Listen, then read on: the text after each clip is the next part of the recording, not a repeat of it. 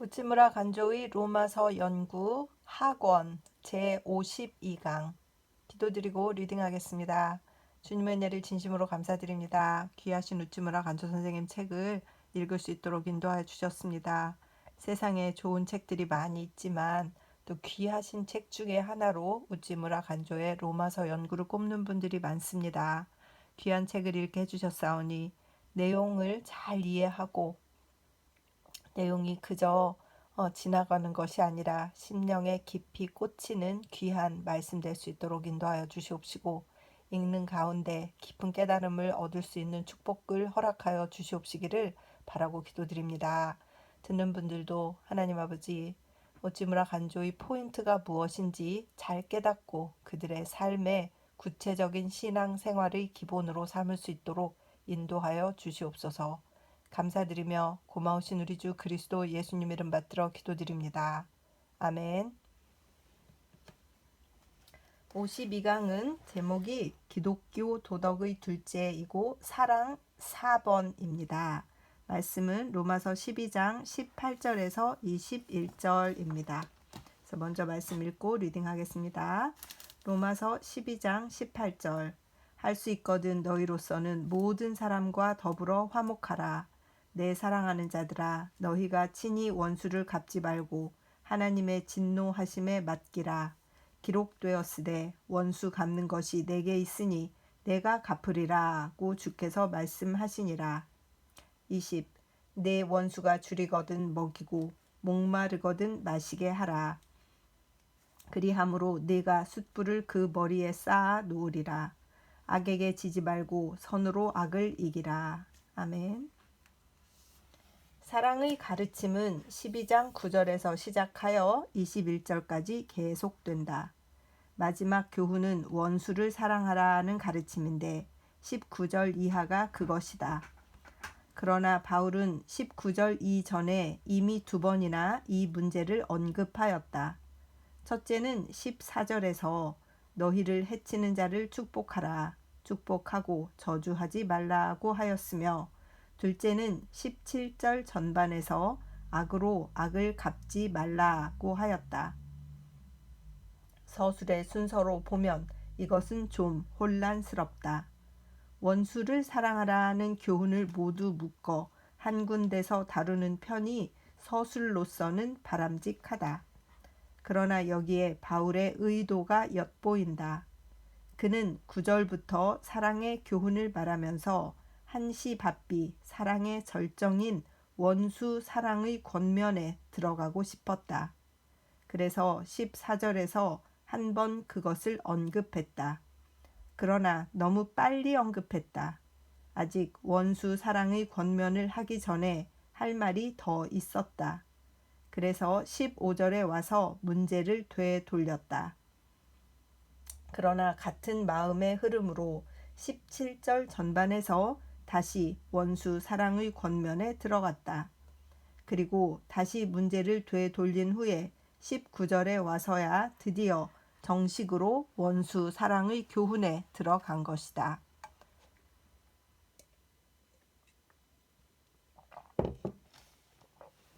먼저 내 사랑하는 자들아 라고 불러서 충분한 주의를 환기시킨 다음에 그는 이렇게 말한다.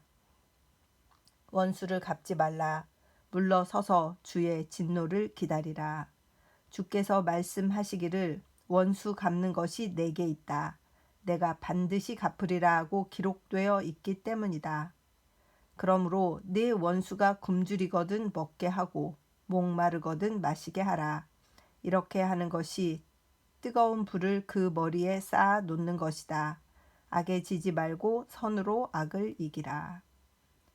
먼저 원수를 갚지 말라고 일반적으로 말하고 다음에 물러서서 주의 진노를 기다리라고 한다. 원어에는 진노의 장소를 주라고 하여 특별히 누구의 진노라고 밝히지 않았다. 그러나 5장 9절에서도 단지 진노라고만 하여 하나님의 진노를 암시하고 있다. 19절 후반에 구약의 인용에 비추어 보아도 이것은 분명히 하나님의 진노를 의미한다.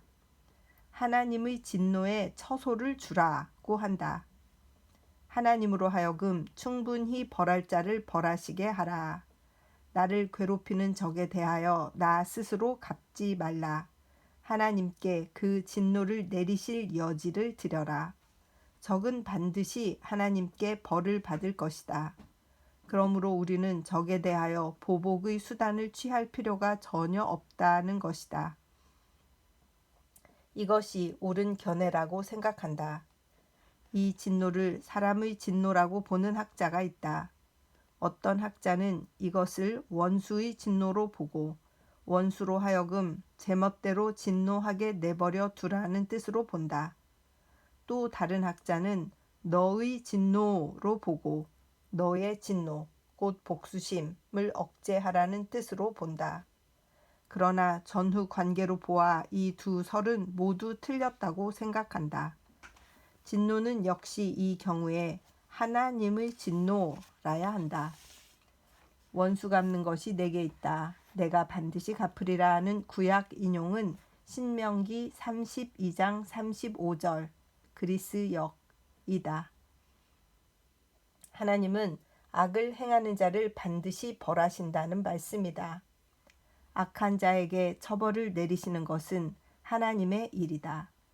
나를 괴롭히는 악한 자를 그는 반드시 벌하신다.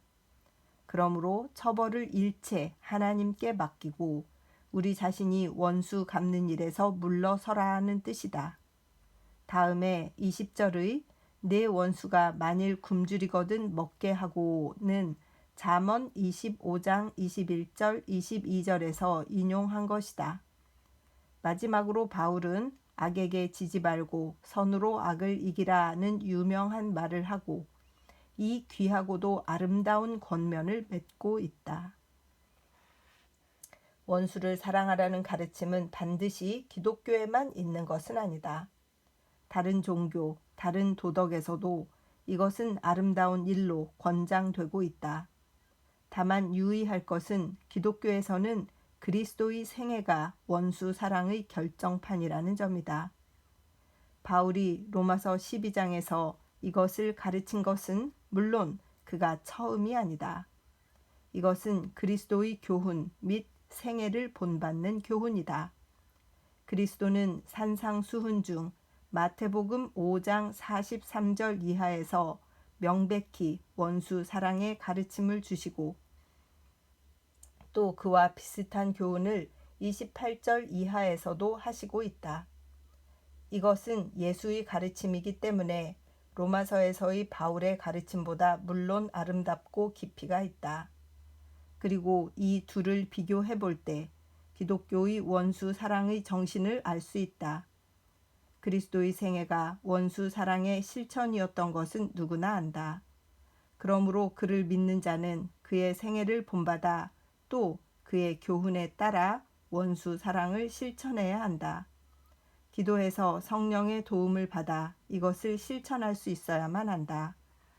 그런데 유감스러운 것은 서양의 2000년 역사다. 기독교를 국교로 삼고 교회를 세워 종교 교육을 실시하고 왕은 그리스도의 말씀을 지킬 것을 맹세하고 왕 위에 오르며 또 이교 국가를 기독교화하려고 선교사를 파송한다. 그런데 원수 사랑을 도무지 실천하지 않는 것은 무슨 까닭인가? 적이라면 극도로 미워하여 이를 넘어뜨리려 하며 자기의 이익을 지키기 위해서는 불의의 전쟁이라도 예사로 일으킨다. 함께 그리스도 안에 있는 형제 자매이면서 각 민족 사이에 증오와 질투심이 강하고 서로가 남을 괴롭히고 자신의 이익만을 꾀한다. 이것만이 아니다. 힘없는 미개인 또는 야만인을 괴롭히고 또 자기 나라 및 자기 백성의 욕심을 마음껏 채워왔다. 근세 초기에 스페인이 미국 및 멕시코의 원주민을 학대한 것을 비롯하여 영국, 프랑스, 독일, 미국이 서로 경쟁하며 세계 도처에서 약소 민족을 학대해왔다. 원수를 사랑하기는커녕 조금도 내게 대항하지 않는 평화의 백성을 사로잡아 칼을 휘두르며 총탄을 쏘았던 것이다. 기독교국이란 허울뿐이었다. 그들이 만일 기독교 국민이라면 악마 또는 천사일 것이다. 그들의 죄악은 역사의 책장 위에 선명하게 남아있어 영원히 그 불신과 죄악상을 말하고 있다. 그렇다. 이른바 기독교국은 진정한 기독교국이 아니다. 복음을 위탁받은 구미 민족은 도리어 복음의 명백한 교훈을 어기고 있다. 그러나 이 일은 성서의 교훈의 가치를 털끝만큼도 떨어뜨리는 것이 아니다. 자칭 신자가 이를 행치 않더라도 이것은 반드시 행해야 한다. 다른 사람은 어떻게 하든 상관없다. 우리만은 이것을 행해야 한다. 행하지 않으면 안 된다. 그리스도의 훈계이기 때문에 이것을 행하지 않으면 안 된다. 그리고 이것은 결코 나약한 도덕이 아니다. 니체가 이것을 약자의 도덕이라면서 배척한 것은 그 참 뜻을 몰랐기 때문이다. 이것은 복수하는 것 이상으로 힘이 필요하다. 인간 본연의 마음에 맡기는 것은 어려운 일이 아니다. 본연의 마음은 미움으로 미움을 갚으려 한다. 그런데 사랑으로 미움을 갚는 것은 본연의 정을 이기고 성령의 감화를 받아야만 비로소 가능한 일이다. 원수를 미워하는 힘을 이길 만한 힘이 내게 있어야만 비로소 원수를 사랑할 수 있는 것이다. 그러므로 이것은 대단히 적극적이며 진취적인 도덕이다. 이것을 소극적이며 퇴보적인 교훈이라고 보는 사람은 아직도 이 가르침의 참 뜻을 모르는 사람이다. 네가 이렇게 하는 것은 뜨거운 불을 그의 머리에 쌓는 것이다는 무엇을 뜻하는 말인가? 뜨거운 불을 머리에 쌓는다는 것은 심한 고통을 준다는 뜻이다. 히브리 사람, 아라비아 사람 사이에는 이 말을 이런 뜻으로 썼다고 한다. 그러나 어떤 의미에서의 심한 고통인지가 문제다. 어떤 사람은 하나님에게서 오는 형벌이라고 본다. 곧 원수를 갚는 것은 내게 있다고 한 것 같이 하나님은 반드시 원수를 벌하심으로 스스로 원수를 갚지 않는 것은 하나님으로 하여금 그에게 큰 형벌을 내리시게 하기 때문이라고 보는 것이다. 그러나 과연 이것이 원수를 사랑하는 길일까? 이것은 도리어 원수를 저주하는 것은 아닌가? 또 다음 절에서 바울은 내가 원수를 갚으려 하는가? 그러면 여기 가장 좋은 길이 있다. 결코 원수를 미움으로 대하지 말아라. 오히려 사랑으로 원수를 대하라. 굶주리거든 먹이고 목마르거든 마시우라. 이것은 뜨거운 불을 그의 머리에 쌓아놓는 것이다. 곧 그로 하여금 참회의 땀이 등을 적시어 몸둘 곳이 없도록 괴롭게 만드는 것이다. 이때 그의 양심의 고통은 얼마나 심하겠는가. 이렇게 그를 괴롭히면 너의 복수의 목적은 달성한 것이 아닌가? 그렇다면 원수를 사랑하는 것이 원수에게 복수하는 최상의 길이다. 그러므로 복수를 원하거든 원수를 사랑하라. 그리하여 그를 참회케 하라고 말한다. 곧 선으로 악을 갚아 원수의 머리에 통한의 뜨거운 불을 지피라는 것이다. 끝으로 바울은 악에게 지지 말고 선으로 악을 이기라고 한다. 이는 원수가 저지른 악에 져서 악으로 악을 갚으려 들지 말아라. 사랑과 선으로 원수의 악을 정복하라는 뜻이다. 악으로 악을 갚는 것은 악에게 진 것이다. 아무것도 갚지 않고 오직 참고 있는 것은 싸우지 않는 것이다. 선으로 악을 대하는 것은 악과 싸워 이기는 것이다. 덕으로 원한을 갚으며 사랑으로 미움을 대하며 선으로 악을 대하는 것, 이것이 원수 사랑의 가르침이다. 그러므로 원수 사랑은 단지 원수를 사랑한다는 것만으로 그치지 않는다. 악과 싸워 이 악을 멸하는 장한 싸움인 것이다. 이 교훈은 실천할 때 비로소 가치가 있다. 체험해야 비로소 그것이 진리임을 알 수 있다. 원수를 만나서 사랑으로 대하는 것이 최상의 길인 것은 인생의 실증으로 비추어 보아도 명백하다. 악으로 악을 대하면 끝이 없다. 원수의 악은 더욱더 커지며 자신의 악도 더욱더 커진다. 서로의 미움과 분노는 더욱 증폭될 뿐이다. 원수에게도 사랑으로 대하라. 나를 미워하는 자를 사랑하며 나를 저주하는 자를 축복하며 나를 괴롭히는 자를 위해 복을 빌라. 내 사랑의 마음을 쏟아 그를 위하여 봉사하라. 그렇게 해야 원수의 악이 그칠 것이다. 참회의 눈물이 그의 눈에서 흘러내릴 것이다. 이것은 추측이 아니다. 실제로 여러 사람이 경험한 것이다. 원한에는 사랑으로 대하는 수밖에 없다. 원수 사랑의 교훈에 관한 아름다운 이야기로서 시인 로웰의 시 유소프를 소개한다. 이것은 아마 예수 및 바울의 원수 사랑의 교훈에 대한 많은 학자들의 주해보다 더 나은 최상의 주해일 것이다. 유수프, 히브리 이름의 조셉은 아라비아의 추장이었다. 그는 마치 욥기의 주인공 욥과 같이 그 부와 신앙과 덕행으로 유명한 사람이었다. 그런데 어느 날 저녁 모르는 사람이 그의 막사를 찾아와서 이렇게 말했다. 나는 나를 죽이려는 사람에게 쫓기는 몸이오. 도망쳐 왔지만 어디에도 숨을 곳이 없소. 그래서 나는 착한 사람이라는 소문이 나 있는 당신을 찾아왔소. 제발 하룻밤만 신세지게 해주시오. 이에 유스프는 이렇게 대답했다. 이 막사는 내 것이오. 그러나 동시에 하나님의 것이오. 어서 들어오시오. 그리고 푹 쉬시오. 또한 내가 하나님의 것을 마음대로 사용하는 것처럼 당신도 내 것을 무엇이든 마음대로 쓰시오. 그는 우리들의 이 막사 위에 밤낮 아름다운 하늘을 펼쳐 주시지요. 그의 문간에서는 누구나 못 들어온다고 거절당하는 일이 없지요. 유수프는 하나님의 큰 사랑 안에 있기 때문에 누구에게나 사랑을 쏟았다. 이리하여 도피자는 그의 극진한 보호하에 들어오게 된 것이다. 그날 밤 유수프는 정성껏 환대하였다. 그리고 이튿날 아침 날이 채 밝기도 전에 유수프는 손님을 깨워 일으키고 말하였다. 여기 금덩어리가 있소. 또 제일 좋은 준마에는 이미 안장을 얹어 놓았소. 어서 도망치시오. 해가 돋기 전에 어서. 지난 밤부터 그토록 친절한 대접에 손님의 마음은 움직였다. 크나큰 감동이 그의 가슴속에 요동쳤다.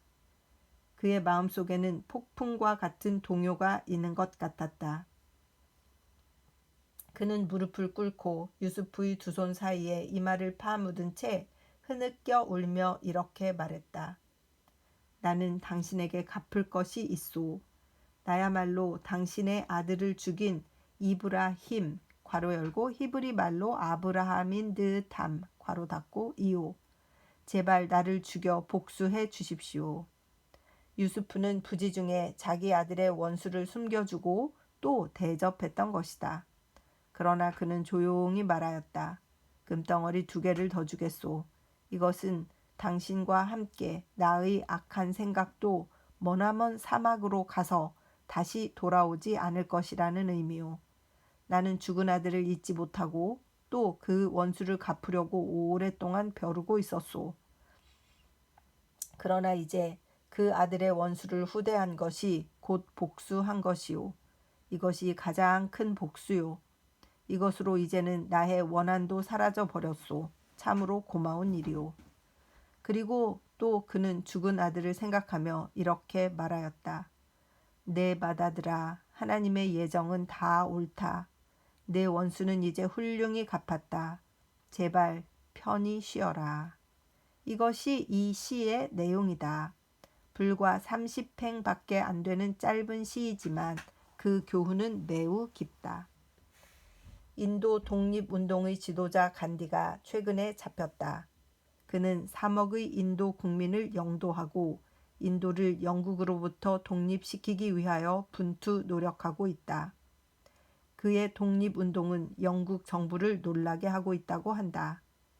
그는 예수의 원수 사랑에 대한 가르침에 굳게 서 있다. 무기를 가지고 영국에 대항하지 않는다. 반란을 일으키지 않는다. 그는 평화적으로 독립이 실현될 날을 대망하며 그날을 위하여 투쟁하고 있다. 그는 영국 선교사가 가르쳐준 성서의 가르침을 따라 무저항주의로 나가고 있다. 결코 영국 정부와 그 관리에게 반항하지 않는다. 그리고 이 주의를 적극적으로 인도 사람에게 불어넣고 있다. 모든 영국 관리의 명령에 복종하며 모든 과세의 요구에 응하며 억압이나 학대를 해와도 이에 반항하지 말고 복종하라고 가르친다. 그는 영국 정부가 인도에서 하는 일이 완전히 성서의 가르침에 어긋나는 것임을 주장한다. 그러나 그 포학에 대해서는 전혀 저항하지 않는다고 선언했다. 무저항주의에 입각한 독립운동이다. 1922년 3월 29일 발행된 아우트룩 잡지에 의하면 간디는 최근에 6년의 금고형을 선언받았다. 그 신문에서 그의 태도는 참으로 훌륭했다. 그는 나의 행동이 죄가 된다고 판사가 인정한다면 어떤 처벌이라도 달게 받겠다. 그러나 추록 후에는 무저항 정신으로 다시 독립운동을 계속하겠다고 말했다. 영국 정부는 그에게 부당한 처벌을 내렸지만 인도 백성은 그의 평소의 교훈을 따라 전혀 반란을 일으키는 일 없이 조용히 살고 있다고 한다. 그의 감화가 계속되는 한 인도 사람은 그리스도의 원수 사랑의 가르침을 계속 실천할 것이다. 이렇게 할 때 이 거룩한 교훈은 비로소 국제적으로 실천될 것이다. 기독교 국가에서 아직 국제적으로 실행되지 못하는 종교가 여기에 그들이 멸시하는 미개의 이교도에 의해서 국제적으로 실행되고 있다.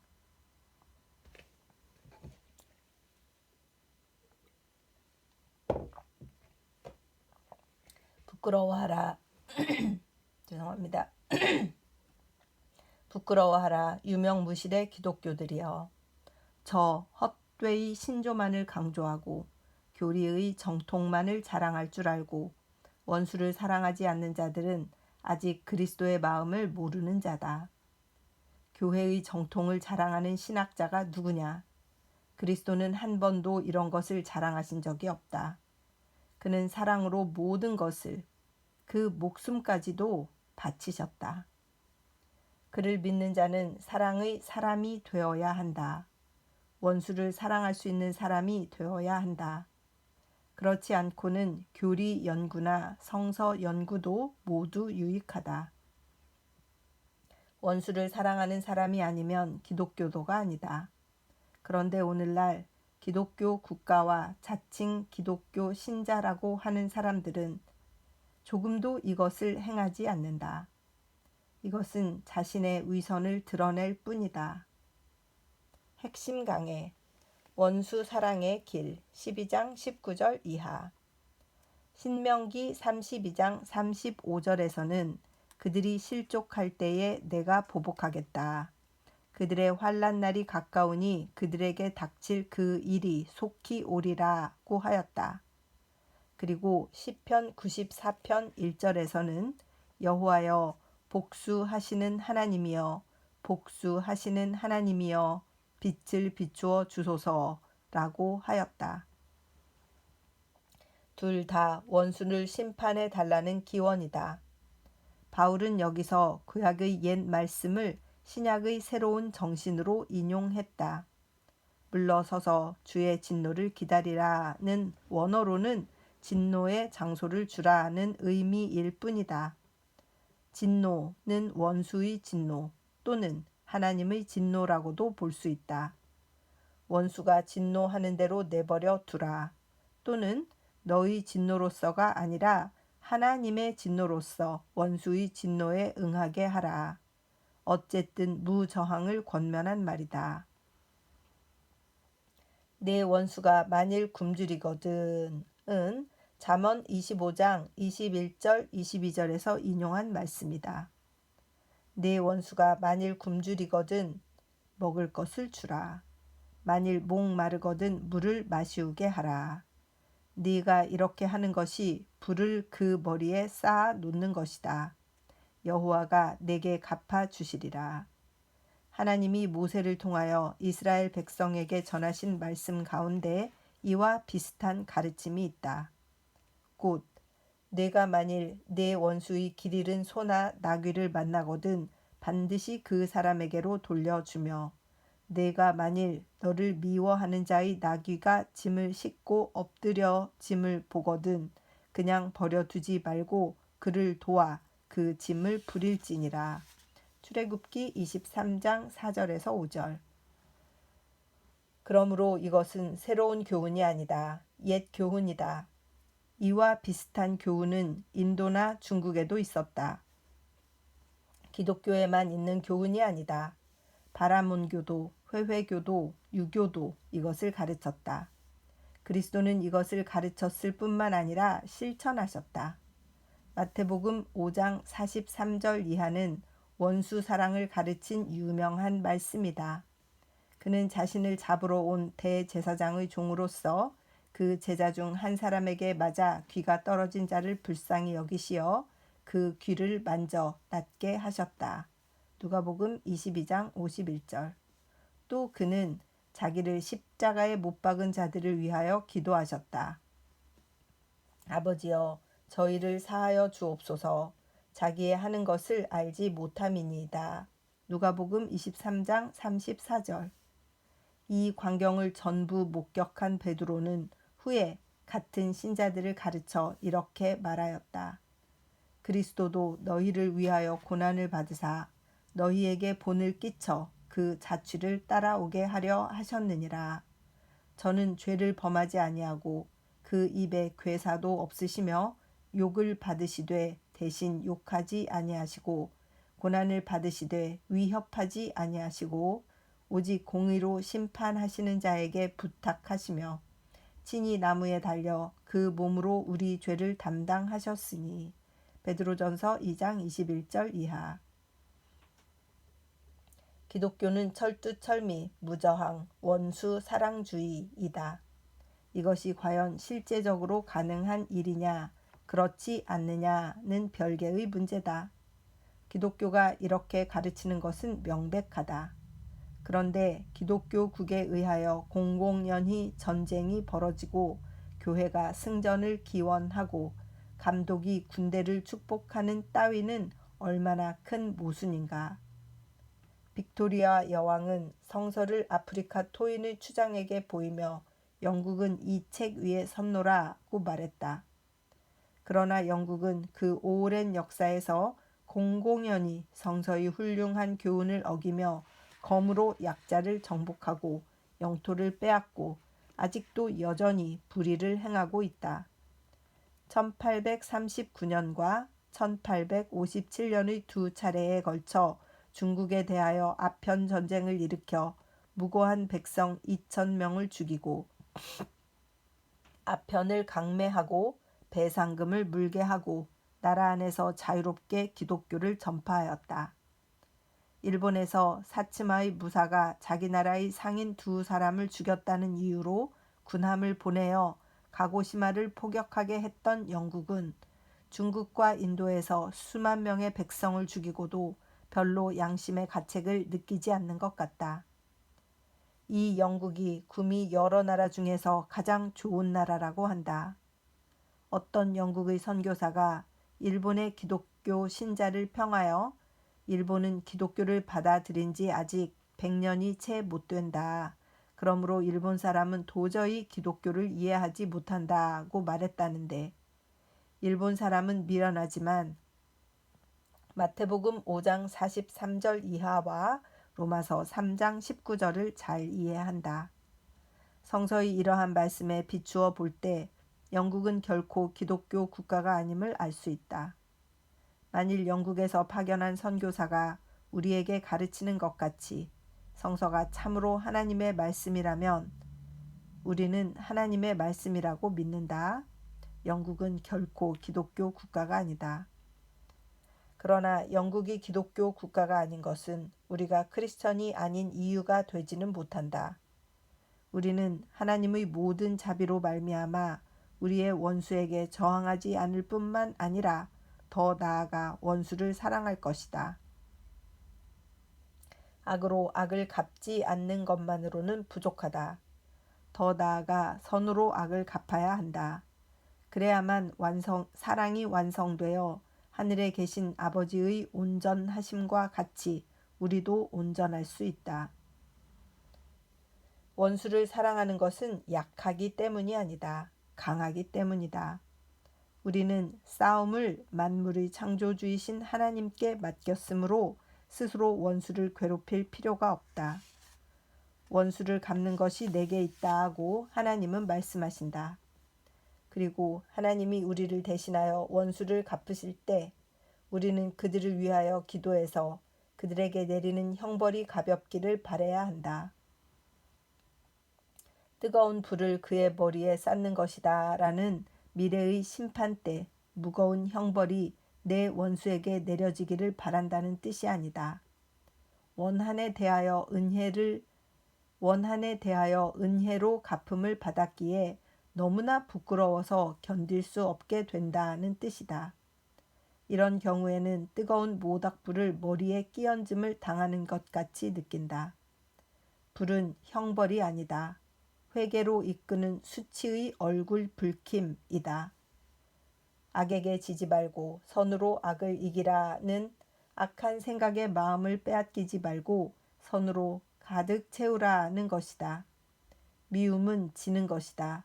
용서하고 사랑하는 것이 승리다.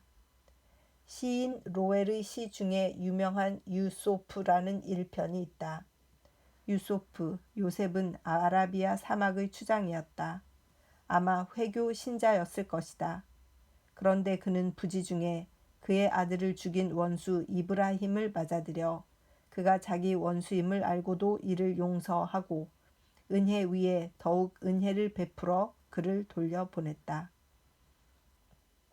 회교 신자이건 기독교 신자이건 하나님에게는 다를 것이 없다. 하나님의 계명을 지키는 자가 하나님의 아들이다. 원수를 사랑하는 것이 사랑의 절정이다. 그리스도는 하나님의 원수인 우리를 위하여 자신의 생명을 버리셨다. 우리도 그리스도를 본받아 그와 함께 하나님의 아들이 되어야 한다. 아멘.